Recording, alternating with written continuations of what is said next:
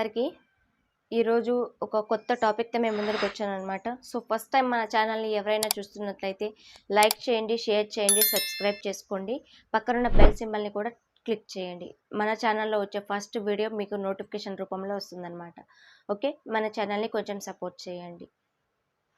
Okay, టాపిక్‌లోకి వెళ్ళిపోదాము. నువ్వు ఎంత బాధలో ఉన్నా ఎవ్వడు నిన్ను పట్టించుకోడు. ఎవడు నీ దగ్గరికి రాడు. నువ్వు పరిగెత్తే పరుగు ఎవరికి అవసరం లేదు. వాళ్ళకి లెక్కలు మాత్రమే కావాలి. ఆ సంపాదన అనేది ఉంటేనే వాళ్ళ దగ్గరకు వస్తారు. సంపాదన లేకపోతే చేతకాని వాడు అంటారు. తల పట్టుకొని గుక్కపట్టి ఏడుస్తూ కూర్చుంటే చేతకాని వాడు అంటారు. ఆ ఏడుపు వాళ్ళకి ఒక ఆయుధంలా కూడా అవ్వచ్చు. కిరాణా షాపోడికి నీ జీతంతో సంబంధం లేదు.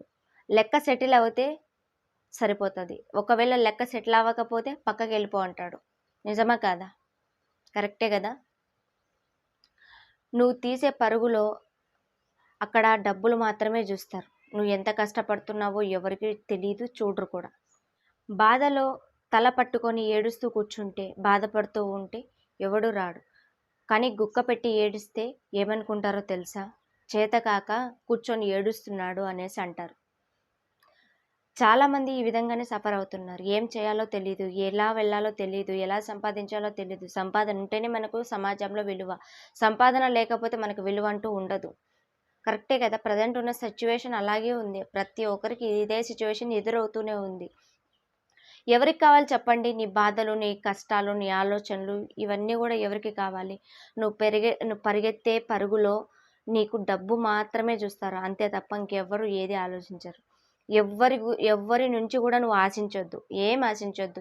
ఎవరో వస్తారు, ఏదో చేస్తారు అని చెప్పి ఎవరు కూడా ఆశించొద్దు. ఎందుకంటే అలాంటి మనుషులు ఈ కాలంలో కరువు అయిపోయారు కాబట్టి. ఎప్పుడైనా గుర్తుపెట్టుకో, ఆ దీపం అనేది వెలుగుతూ ఉండకపోతే నీ నీడ కూడా నీ వెంట రాదు. గుర్తుపెట్టుకో. ఎంతోమంది ఈ ప్రాబ్లంతో సఫర్ అవుతున్నారు. సో, అలాంటి వాళ్ళ కోసం ఈ వీడియో చాలా ఉపయోగపడుతుందనేసి అనుకుంటున్నా. మీకు ఈ వీడియో నచ్చినైతే జస్ట్ లైక్ చేయండి, షేర్ చేయండి, సబ్స్క్రైబ్ చేసుకోండి.